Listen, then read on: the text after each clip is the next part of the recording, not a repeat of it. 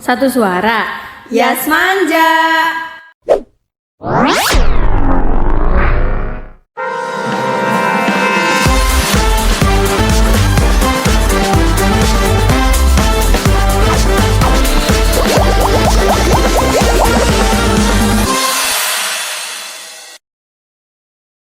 Satu suara Yas Manja. Halo Sobat Pribo, kembali lagi bersama kami di podcast Satu Suara Jurnalistik SMA Negeri 1 Anjatan. Bersama saya Rexel Kenarkian Gito dan rekan saya Syakira Holika. Kami selaku presenter yang diberi kesempatan pada hari ini. Nah, tepatnya pada minggu lalu, SMA Negeri 1 Anjatan melakukan latihan dasar kepemimpinan organisasi yang melibatkan dua organisasi sekaligus, yaitu organisasi siswa intrasekolah dan Majelis Permusyawaratan Kelas. Nah, kesempatan pada kali ini kami mengundang beberapa orang yang ikut andil dalam latihan dasar kepemimpinan organisasi tersebut. Mari kita sambut Ketua dan Wakil Ketua OSIS periode 2025-2026. Ini duduk ya?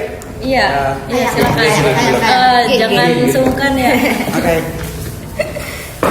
Oke, boleh perkenalkan diri terlebih dahulu? Dari siapa nih? Dari ketuanya dulu dong. Oke, Assalamualaikum warahmatullahi wabarakatuh. Waalaikumsalam warahmatullahi wabarakatuh. Teman-teman tahu gak sih ada pepatah mengatakan tak kenal maka tak sayang, maka dari itu izinkan saya untuk memperkenalkan diri terlebih dahulu. Perkenalkan, nama saya Jembar selaku Ketua OSIS periode 2025-2026 dan rekan saya. Dan saya Aisyah Syarifah, saya selaku Wakil Ketua OSIS periode 2025-2026. Oke, gimana nih perasaannya setelah akhir-akhir ini terpilih dan dilantik resmi menjadi ketua dan wakil ketua OSIS? Oke, jujur perasaan kita ya senang gitu karena kita tuh dipercaya menjadi ketua dan wakil ketua OSIS periode 2025-2026. Nah, sebenarnya pas awal kita tuh kayak nggak ada niatan gitu buat nyalonin karena kita ngerasa tuh kita tuh masih kurang. Tapi ya karena masih ada keinginan buat nyalon juga, jadi ya udah nyalon gitu. Pas udah selesai nyalon tuh rasanya kayak oh gini gitu, sibuk banget belum Ya, kayak wah gila sibuk banget kayak gitu. Tapi untungnya bisa mengatasi sih alhamdulillahnya. Tadi kalian kan bilang kayak tadinya nggak mau nyalon gitu, terus tiba-tiba nyalon. Pasti kan kalian punya alasan tersendiri. Apa sih alasan kalian untuk mencalonkannya? Oke, alasan saya sendiri itu kenapa bisa nyalon lagi karena saya mikir tuh saya tuh selama satu periode terakhir atau sebelumnya itu masih kurang pengalamannya, wawasannya. Nah, jadi saya mencalonkan lagi ataupun daftar lagi itu agar saya itu lebih menambah wawasan juga kan. Karena di OSIS itu nggak hanya menambah ilmu pengetahuan, tapi juga menambah beberapa ataupun banyak pengalaman yang bisa kita dapatkan dari situ, maupun internal, eksternal dan sebagainya, teman-teman. Nah, alasan saya untuk berpikir tidak melanjutkan karena dari orang tua sendiri tuh kayak difokusinnya di akademik gitu. Jadi saya berpikir ya udahlah fokus ke akademik. Tapi setelah berpikir 2 kali, akhirnya saya memutuskan keputusan saya itu mencalonkan gitu. Juga kami juga mencalonkan diri juga terinspirasi dari pasangan-pasangan ketua dan wakil sebelumnya gitu, seperti Kak Gio dengan Kak Bintang, Kak Wika dengan Kak Fadil, dimana itu tuh membangkitkan suatu jiwa di mana kami tuh ingin menjadi seperti mereka yang bisa memimpin, mengayomi dan juga mengasihi adik-adik kelas beserta organisasi-organisasi lain di sekolah ini, seperti itu. Oke, nah tadi kan udah diceritain tuh. Nah, sebelum kalian terpilih dan dilantik, kan melalui proses tes. Apa sih yang paling berkesan ketika melalui proses tes tersebut? Oke, dalam proses tes kan proses dalam tes kami itu banyak prosesnya ya. Dari awal itu ada tes tulis, tes ngaji, tes tulis, wawancara, public speaking juga digabung sih. Ini studi kasus. Ya, studi kasus. Nah, jujur yang paling berkesan itu ya studi kasus gitu karena di sini ya menurut saya pribadi saya tuh paling suka tuh kayak ngejawab pertanyaan dari studi kasus gitu tuh dibandingkan dengan kayak pertanyaan umum kayak wawancara kan ya umum ya. Nah, aku tuh lebih suka studi kasus gitu yang nggak umum gitu, dimana di situ juga melatih logik saya gitu, pikiran saya, bagaimana cara saya menyelesaikan permasalahan tersebut gitu sih. Jadi yang paling berkesan itu menurut saya ya tes studi kasus itu.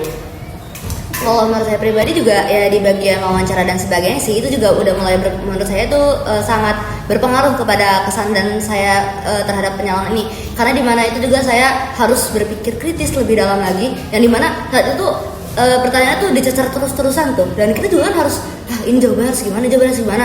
Jadi dalam hal itu salah satu hal yang aku rada berkesan itu dia studi kasus gitu. Tapi selain itu juga ada juga di LDKO dan sebagainya. Seperti itu. Jujur ya, sewaktu kelas 10 juga saya mencalonkan sebagai ketua OSIS. Nah, tapi tesnya di sini tuh berbeda gitu.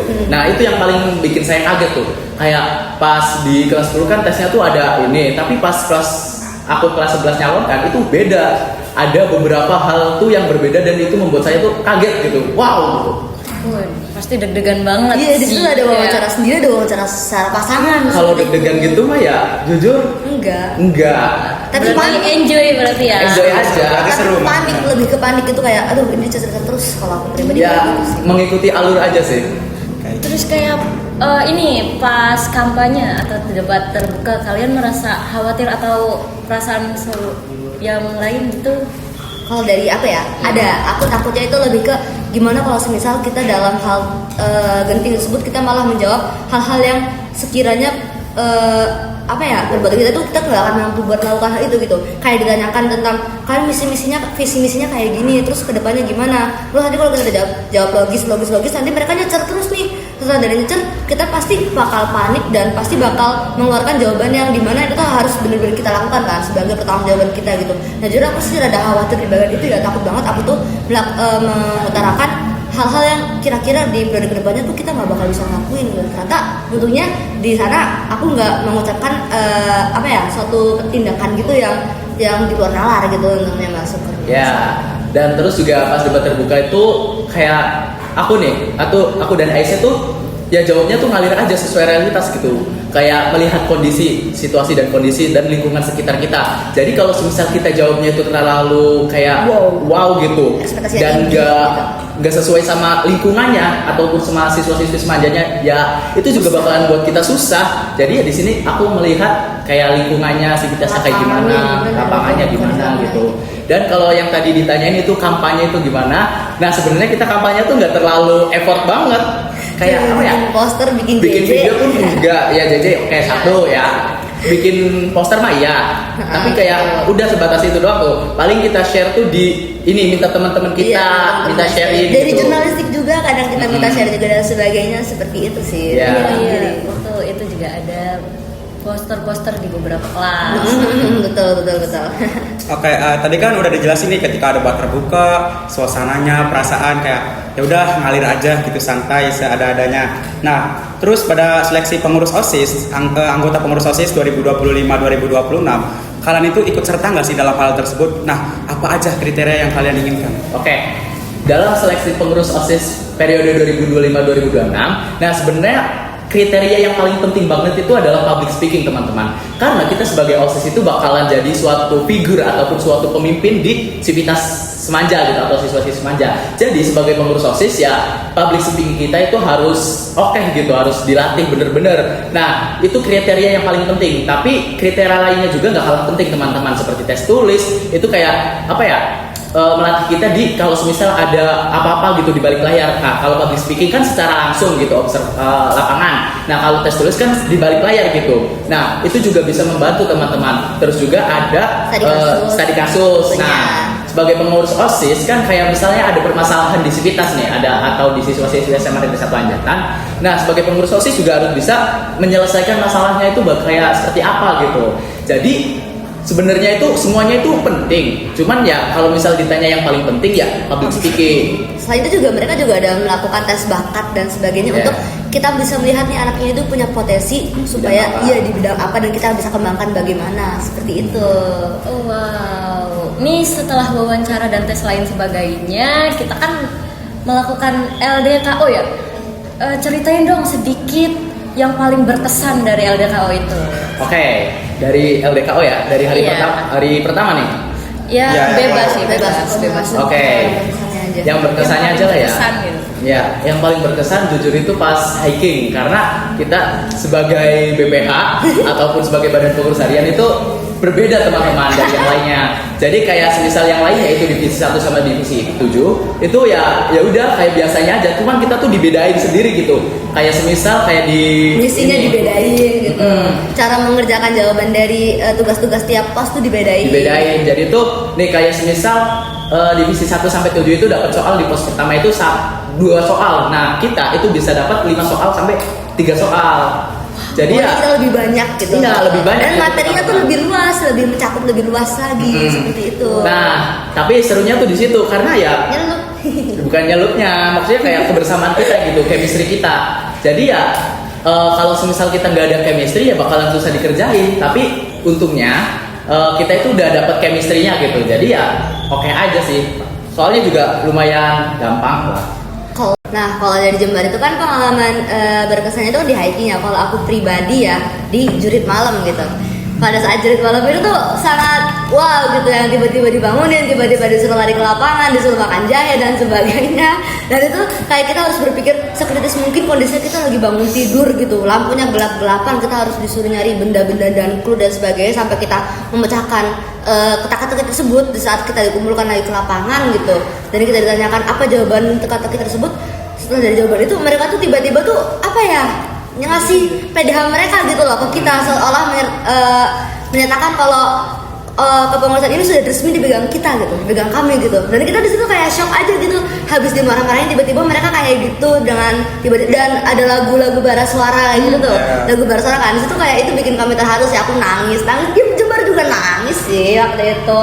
Pokoknya itu benar-benar bikin terharu sih karena lagi pusing-pusingnya gitu, lagi deg-degannya apa kita melakukan kesalahan lagi, terus tiba-tiba mereka nyetelin lagu Barso dan langsung nyerahin PDH mereka ke kita gitu, seperti itu. Itu Dan berkesan banget. ini sih ya, kayak kita tuh berpikirnya kayak apa ya, setelah mereka nyerahin PDH tuh kayak aku sama Aisyah nih kayak aduh ini gimana kedepannya ya, bisa enggak ya. Kayak gitu. Kayak Takut.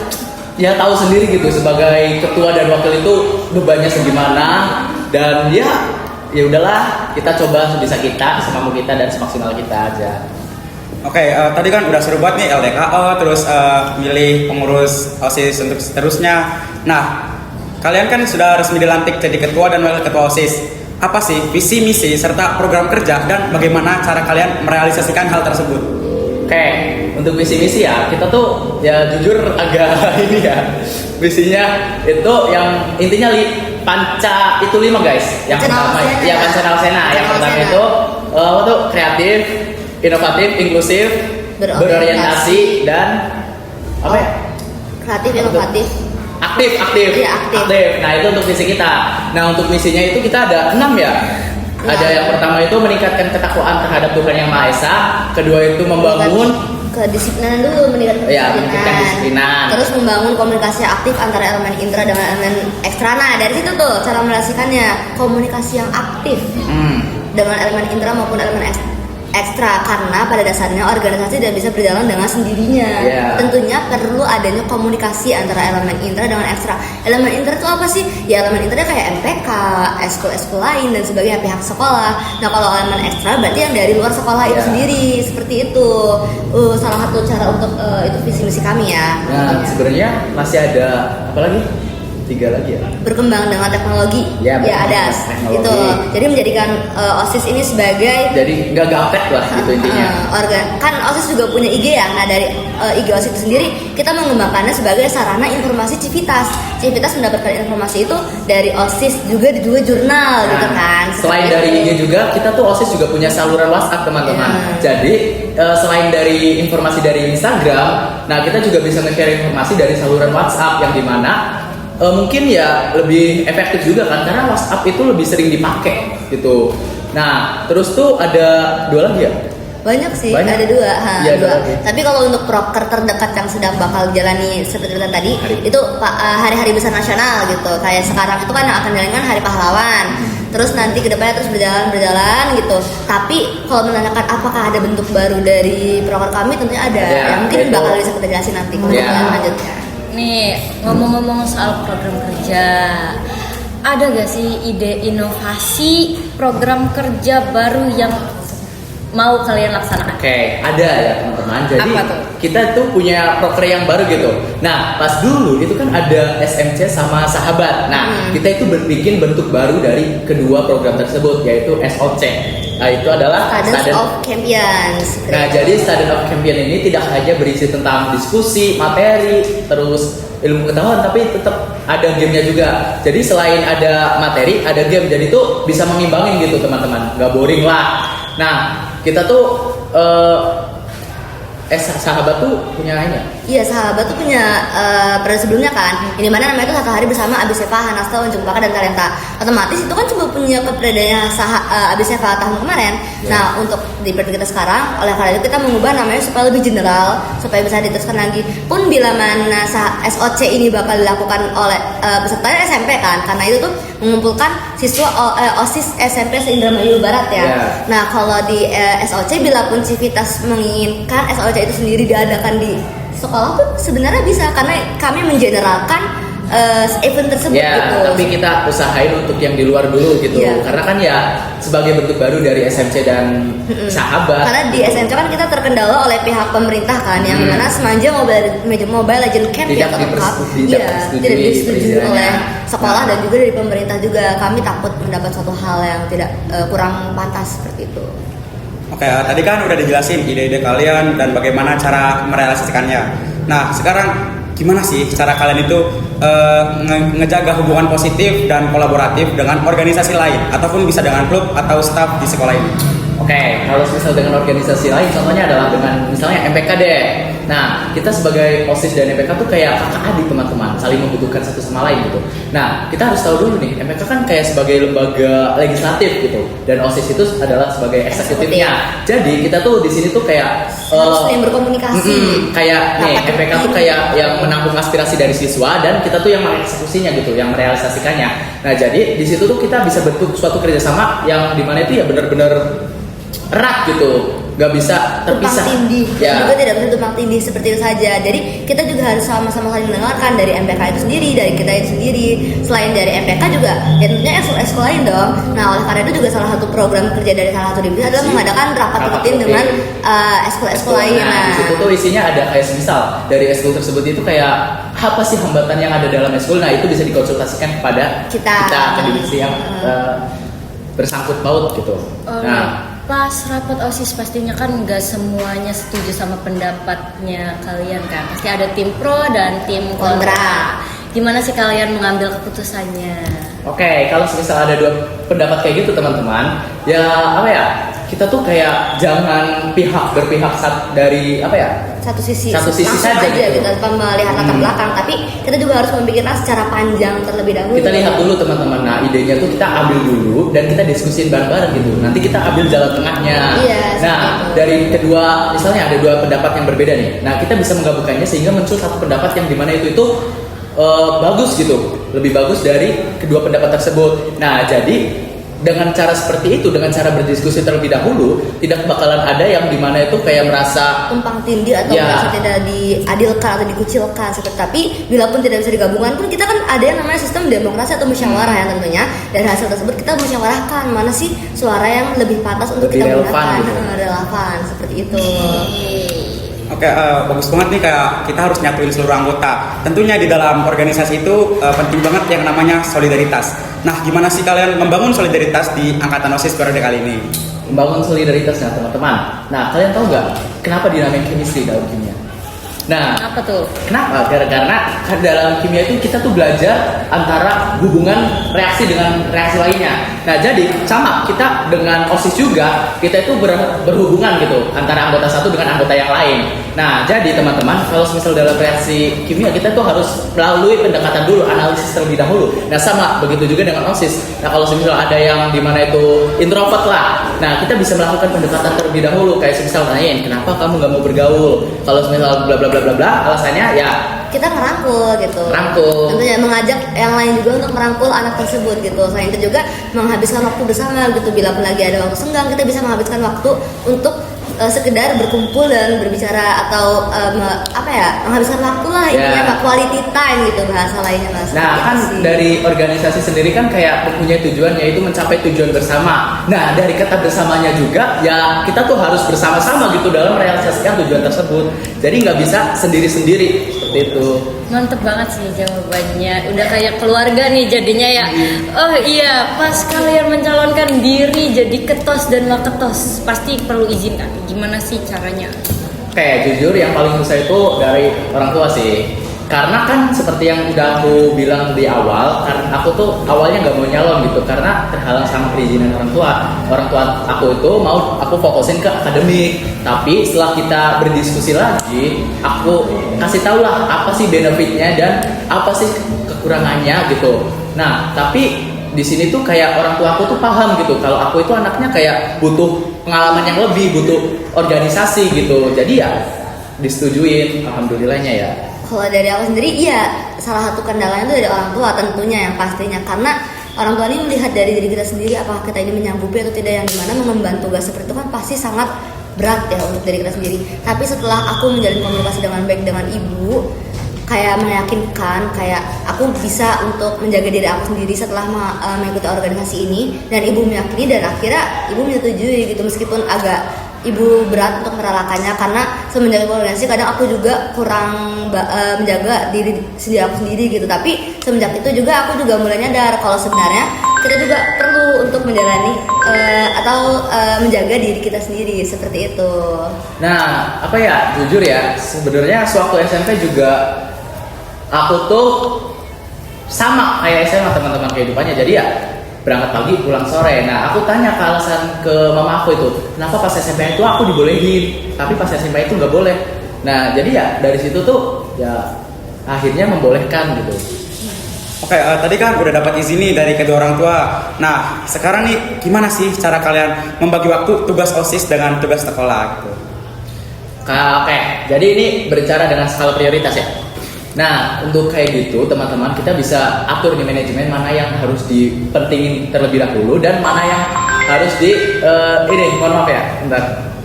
Sorry guys, emang orang sibuk. Oke, lanjutin ya. Oke. Yang mana yang lebih penting, mana yang skala prioritasnya itu bisa dilakukan nanti gitu. Jadi kita tuh membuat jadwal di mana kegiatan-kegiatan ke depan nih mana sih yang lebih penting. Semisal dalam ada event, terus tiba-tiba kita ada ujian, otomatis kita yang dahulunya yang mana dulu? Ujian dulu, karena kan akademis itu juga penting kan. Tapi setelah dari itu kita lanjut lagi ke eventnya gitu. Nah, Gitu. jadi teman-teman sebenarnya tergantung posisi kitanya juga gitu. Kalau misal kita dalam eventnya itu benar-benar dibutuhin banget nih, pas itu juga harus tuh. Ya udah, kita ke situ dulu sebentar. Nah, kita kasih tahu dulu lah landasannya atau gagasannya gitu harus bagaimananya. Nah, baru kalau sudah kita lanjutin ke aktivitas selanjutnya gitu. Seperti itu. Jadi sebenarnya ya untuk misalkan mana skala prioritas. iya, mana skala yang primer, sekunder dan tersier itu yang mana gitu. Seperti Kayak itu. gitu. Ini pasti kan nanti bakalan padat banget ya jadwalnya. Ini kalian pasti bakal ngerasain capek. Nah, gimana caranya kalian mengatasi rasa capek itu tuh? Oke, kalau untuk capek sendiri ya teman-teman, ya Tidur. kita sebagai manusia pasti menjalankan aktivitas tuh ada rasa capeknya. Iya. Gitu. Nah, kayak misal nih kalau aku ya kalau capek, ya aku tuh ngelakuin sebenarnya ini tuh bikin capek lagi, tapi menurut aku tuh nggak bikin capek gitu.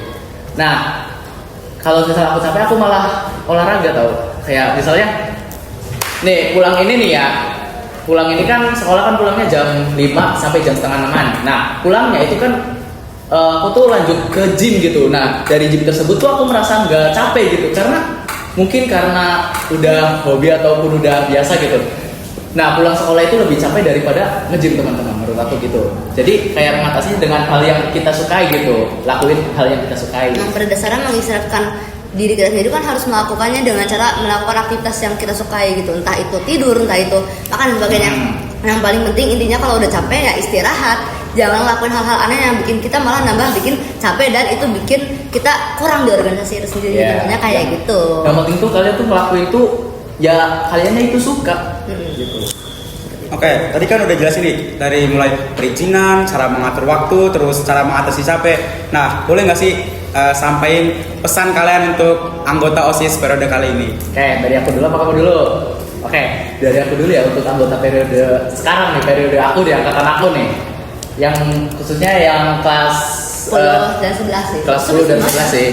Tapi ya untuk kelas 10 dulu deh. Nah, aku harap kalian tuh semangat gitu teman-teman, atau betah gitu. Kalian saling merangkul satu sama lain, jangan ada yang merasa sendirian. Karena ya kalian tau lah kerjaan kita pasti bakalan berat ke depannya. Proker-proker yang ada, kegiatan yang ada gitu. Nah, jadi aku harap kalian tuh tetap semangat dan Tetap menganggap Ya. organisasi itu sebagai Rumah, wadah gitu. ya, rumah. Sebagai rumah kalian gitu teman-teman. Rumah. Dan untuk kelas 11 yang sekarang itu aku terima kasih kepada kalian Udah mau lanjut. ya yang udah mau lanjut, terutama yang udah lanjut ya. Nih, aku tuh terima kasih banget sama kalian karena ya aku butuh kalian gitu. Aku sama Aisyah tuh butuh kalian gitu sebagai jadi pembimbing anak-anak kelas 10 juga. Karena kan anak-anak kelas 10 juga Masih nggak, beraba, Ya. masih banyak tidak tahunya. walaupun pas di SMP-nya dia itu OSIS, ketua OSIS ataupun semacamnya, tapi tetap teman-teman Bimbingan tuh- itu perlu. Iya perlu Pastinya. gitu. Pasti ada yang beda, apalagi kan antara OSIS SMP dan OSIS SMA itu kan beda banget. Nah aku ngerasain sendiri gitu.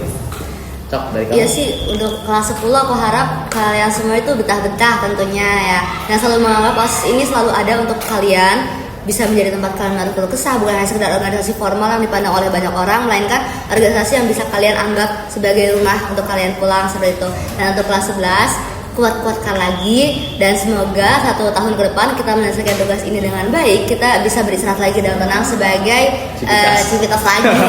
Sebagai siswa guys. Terima Karena- kasih intinya untuk semua yang udah mau bergabung pada organisasi ini sih sebenarnya. Dan untuk yang belum bisa menjadi organisasi ini, kami ucapkan juga terima kasih loh karena sudah mau berusaha Kayak- sampai titik terakhir meskipun Kalian belum bisa. Ya sebenarnya pas seleksi juga kalian itu bagus gitu, bagus, baik. Tapi kita cari yang baik di antara yang paling cari yang paling baik di antara yang baik gitu. Nah, seperti itu guys.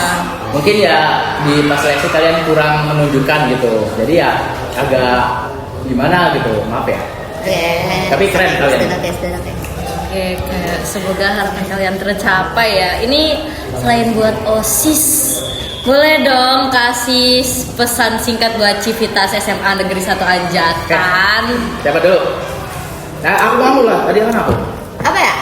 Untuk para civitas, semoga kalian selalu mendukung kami, yang dimana kami juga adalah periode baru lagi. Semoga di periode kali ini kami dapat mengembangkan, merasakan aspirasi-aspirasi kalian, dengan harap semoga dukungan kalian selalu menyertai kami sih, karena dukungan kalian juga salah satu hal penting dalam kami merasakan misi kami sendiri. Ya, karena kadang kegiatannya kita buat tuh dari kalian juga teman-teman, kan dari siswa ke siswa lagi gitu. Jadi aku harap kalian tuh bisa ikut berpartisipasi di kegiatan-kegiatan kita yang dimana emang itu khusus untuk siswa-siswi. Dan aku harap semoga usaha apapun dari kita itu udah sangat memuaskan untuk kalian. Ya, Seperti itu. ya walaupun ada yang kurang ya Mohon dimaafkan. dimaafkan aja ya, karena ya kita juga sama-sama belajar gitu. Namanya juga manusia. Oke, tadi kan udah jelasin dari awal sampai akhir. Nah, tadi itu merupakan pertanyaan terakhir. Dan kami ingin mengucapkan terima kasih kepada Kak Jembar dan Kak Aisyah telah menyempatkan waktunya untuk datang di podcast kali ini. Dan semoga saja pesan-pesan yang telah disampaikan bisa didengar dan bermanfaat untuk audiens. Ya, untuk para audiens juga terima kasih sudah mampir ke channel YouTube kami. Jangan lupa like and subscribe. Kami juga selain punya channel YouTube, punya Instagram teman-teman. Instagram Jurnalistik Semanja. Selain itu kami juga ada podcast di Spotify. Jangan lupa di follow. Oke, sampai bertemu di podcast selanjutnya ya. Bye-bye. Bye. See you.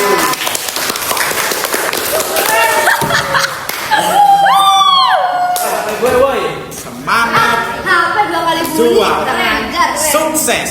Keren.